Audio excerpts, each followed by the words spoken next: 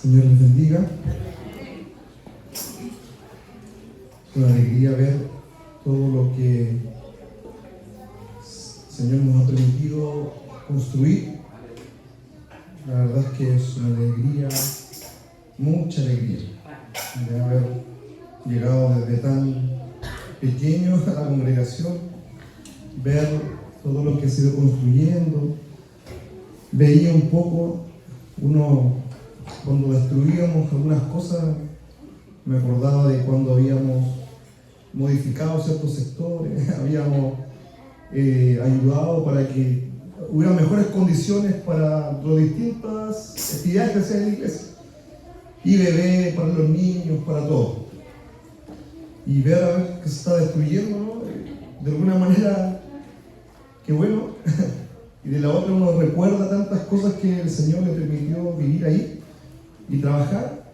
Y uno se alegra también porque en realidad es el trabajo que el Señor nos ha permitido a todos, ¿cierto?, de una manera contribuir, y podemos ver que ese lugar que está desarrollando es tan grande, espacioso, ya que esperamos que sea de mucha bendición para muchas personas que vengan. Ya no solamente ya que se queden en una congregación, sino que para otros que quizás vienen y también podemos bendecir y también podemos ser bendecidos por ellos. Amén. Vamos a orar al Señor y vamos a pedir al Señor que nos ayude, ya que nos habla el corazón. Pastor Pedro ahí, cierto, nos introducía todo acerca de la palabra, pero también nos animaba a ofrendar, lo cual a mí también me anima. Gracias, pastor, por sus palabras, porque deberíamos nosotros todos sentirnos animados también, entendiendo, como decía él, que no es la cantidad, sino que es la fe. Ya es como la viuda, ya que dio lo último que tenía ahí, y el Señor vio, y el Señor entendió de que esa mujer había dado más que todos aquellos que a lo mejor daban mucho, pero que para el Señor, cierto, lo poco lo puede hacer alto. Vamos a orar. Padre, gracias te doy por lo que tú nos das. Te pedimos en el nombre de Jesús para que nos ayudes, nos guíes, nos inspires, por favor, para que podamos recibir tu palabra, Señor. Como decía nuestro pastor Pedro, con toda humildad podamos recibir tu palabra, Señor, con la necesidad que tenemos de ella. Entendemos que tenemos necesidad por tu palabra, que tu palabra nos provee la vida, esa vida que necesitamos en nuestro espíritu, esa vida que necesitamos para tener poder también nosotros y para vivir por ella. Gracias. En el nombre de Jesús, háblenos y enséñenos el día de hoy, amado Espíritu Santo. En el nombre de Jesús. Amén. Y amén. Les voy a pedir que leamos Isaías. Vamos a leer Isaías 53, del 1 al 12. Lo voy a leer en la versión Palabra de Dios para Todos, en la PDT, ya que realmente me dio mucha luz ya con esta palabra que quiero compartir con ustedes. Y dice lo siguiente, ya vamos a leer, dije yo, Isaías 53, del 1 en adelante. Dice así: ¿quién realmente creyó lo que oímos? ¿Quién vio en ello el gran poder del Señor? Creció delante de Dios como un retoño, como una raíz en tierra seca. No había en él hermosura o majestad, como para que nos fijáramos en él. No había en él nada atrayente, como para que nos gustara. La gente lo despreció y hasta sus amigos lo abandonaron. Era un hombre lleno de dolores y conocedor del sufrimiento. Y como alguien a quien otros evitan, lo despreciamos y no pensamos que fuera alguien importante. Verdaderamente Él soportó todos nuestros sufrimientos y cargó con nuestros dolores. Aunque nosotros pensamos que Dios lo había castigado, golpeado y afligido, en realidad Él fue traspasado debido a nuestra rebeldía. Fue magullado por las maldades que nosotros hicimos. El castigo que Él recibió hizo posible nuestro bienestar. Sus heridas nos hicieron sanar a nosotros. Todos nosotros nos habíamos perdido como ovejas. Cada uno agarró su propio camino, pero el Señor cargó en él todo el castigo que nosotros merecíamos. Lo trataron cruelmente y lo torturaron, pero él se mantuvo humilde y no protestó. Permaneció en silencio, como cuando llevan a un cordero al matadero, o como cuando una oveja guarda silencio ante los que la trasquilan. Después de que lo arrestaron y condenaron, se lo llevaron. ¿Y a quién le importó lo que le iba a pasar? Porque a él lo quitaron del mundo de los vivos. Lo mataron por los pecados de su pueblo. Lo enterraron al lado de criminales y en una tumba de ricos, aunque él nunca fue violento ni engañó a nadie. Pero el Señor se agradó de su humilde siervo, quien tanto sufrió. Después de ser ofrecido como sacrificio por el pecado, él verá a sus descendientes, alargará su existencia, y la voluntad del Señor prosperará a través de él. Después de ese terrible sufrimiento, él verá la luz. Se sentirá satisfecho con todo lo que experimentó. Mi siervo, que siempre hace lo justo, salvará a muchos y cargará con el castigo que merecían las maldades de ellos. Por lo tanto, yo haré que esté al lado de los grandes y que comparta el botín con los poderosos, porque él se entregó voluntariamente a la muerte. Fue tratado como un criminal, pero en realidad él cargó sobre sí el castigo que muchos merecían. Ahora él está ante mí intercediendo por los pecadores. Aleluya. Isaías ya ve y profetiza acerca de nuestro Señor. Él ve todo el sacrificio que el Señor iba a hacer un día en la cruz y todo el sacrificio que significó para el Señor salvar a cada uno de nosotros. Ya para Isaías, ya esta profecía que estaba entregando, quizás para las personas del momento no tenía ningún sentido, ¿no? Ahora para nosotros tiene mucho más sentido porque vimos lo que habla Isaías, luego hemos visto o leído lo que hablan los evangelios y naturalmente tiene mucho sentido. Ya comienza Isaías, el profeta, ¿cierto? Principalmente indicando la poca estima que el Señor tendría entre las personas. Ya toda la estima que nosotros hoy día podemos tener al Señor por la obra del Espíritu Santo es una estima que no tenían al comienzo cuando al Señor lo vieron. No había un aprecio por Él. No había ningún aprecio por Él. De hecho dice y comienza diciendo que nadie lo iba a apreciar. Que no había algo, ¿cierto?, para que fuera apreciable para las personas. Por el contrario, Él iba a ser poco estimado. El Evangelio de Juan mismo, ¿cierto?, dice: a lo suyo vino, pero los suyos en realidad no le recibieron. No había nadie que realmente estimara la figura del Señor. Para nosotros hoy día, vuelvo a repetir, es una figura totalmente estimable por la obra del Espíritu Santo. Pero sin esa obra, en ese momento, y en ese contexto, y en ese lugar, la verdad que era bastante despreciable para las demás personas.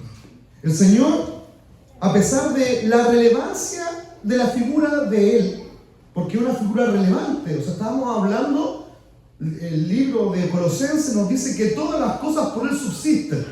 O sea, estamos hablando de aquel que hace que todo funcione y marche y se mantenga tal como está hoy día. Si el universo se mantiene, es por el Señor. Si la tierra gira en su eje y la tierra gira alrededor del sol, es por Él.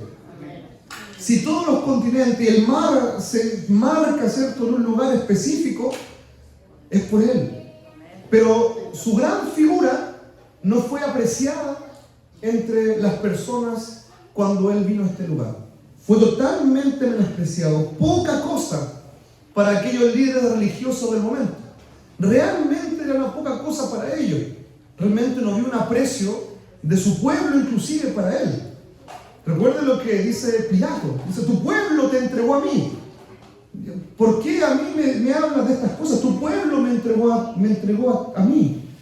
O sea, ese es el aprecio que te tienen el aprecio que te tienen es tomarte y entregarte a mí para que yo te lleve a la cruz. Es el aprecio del pueblo en ese momento por una figura tan exultante como la que fue la figura del Señor y como la que es la figura del Señor. Pero el Señor, a pesar de eso y de saber, ¿cierto? La Biblia dice que Él inclusive sabía que Él lo iba a entregar desde el comienzo. Por lo tanto, Él tenía todo ese conocimiento, pero a pesar de eso, Él vino a cumplir una voluntad. Y esa voluntad es la voluntad que el Padre le pidió. Y en esa voluntad, Él llevó nuestras enfermedades, dice la Biblia, sufrió nuestros dolores, los dolores de los que lo menospreciaron. O sea, el Señor vino y a pesar de que esas personas lo menospreciaron en su momento, Él no le importó ir a la cruz para llevar esos dolores y esas enfermedades. No le importó. Él vino y las quería llevar y lo quiso hacer de manera totalmente voluntaria. El Señor vino para voluntariamente Él ofrecerse por todos los que lo menospreciaron. Yo no sé si aquí a alguien ya le gustaría ofrecerse voluntariamente a ayudar a otros que lo menosprecian de forma constante. Es una situación compleja y difícil. Ya, yo creo que todos nosotros, cuando nos menosprecian, lo último que queremos es ayudar al otro. Pero el Señor, con todo el menosprecio que le tuvieron, Él prefirió cargar, llevar las enfermedades, sufrir los dolores. Imagínense que la Biblia dice que, y el mismo Isaías, ¿no? Dice que quienes lo veían decían, Dios lo está castigando. Eso dice Isaías, ¿no? Dios lo está castigando. Por lo tanto, obviamente el menosprecio subía, el menosprecio crecía. Porque Dios, si castigaba a este hombre tan malo, merecía ser castigado entonces. Por lo tanto, si Dios lo está menospreciando, yo también lo debo menospreciar. ¿Sí? O sea, si nosotros vemos a una persona que todos, ¿cierto?, lo menosprecian, lo más probable es que la masa haga lo mismo. Ya las masas hacen eso. Las masas no piensan, sino que reaccionan. Y la reacción que tienen es por la muchedumbre, por otra masa que está intentando hacer algo. No logran hacer la reflexión. Y estos que veían y que pensaban que Dios estaba castigando al Señor y abatiéndolo, la verdad, como mucha masa, no entendía lo que acontecía. No sabían, ya no sabía lo que ocurría. No tenía el conocimiento. La percepción estaba nublada. ¿Cómo se acuerdan ustedes mismos de su percepción antes de conocer al Señor? Una percepción nublada, unos ojos que realmente no entendíamos qué pasa más allá. Si alguien vio a alguien por ahí predicando del Señor, lo más probable es que no entendía por qué se levantaba tan temprano a predicar del Señor. ¿Por qué hacen eso? ¿Por qué se sacrifican? ¿Por qué dan ofrenda? Por construcción, ¿no? ¿Por qué? ¿Por qué hacen eso? Porque realmente bajo lo que le pasaba al Señor y bajo lo que nos pasa también a todos los que alguna vez no conocimos al Señor, nuestro entendimiento se mantiene oscuro. Nuestra vista realmente está engañada por el pecado. Pablo en 2 Corintios 4:4 él dice, el Dios de este siglo cegó el entendimiento de los incrédulos para que no le resplandezca la luz del Evangelio de la gloria de Cristo, el cual, dice, es la imagen de Dios. O sea, estas personas naturalmente no tenían el conocimiento, no podían ver realmente quién estaba delante de él o de ellos. No lo entendían ni lo comprendían. Más aún, pensaban que Dios mismo lo castigaba al Señor, no entendiendo absolutamente nada. Ahora, así también fuimos nosotros, cada uno de nosotros, no entendiendo, no mirando. A nosotros no nos era posible ver la luz del Evangelio. No podíamos ver la imagen de Dios. no podíamos ver a Cristo. No era imposible verlo. A todos nosotros nos pasó alguna vez. Y para ver el Evangelio, para recibir la iluminación del Evangelio, realmente fue necesario que Cristo mismo fuera herido por nuestras rebeliones. Nuestras rebeliones que nos llevaban a no amar, a no hacer la voluntad de Dios. Todas esas rebeliones, el Señor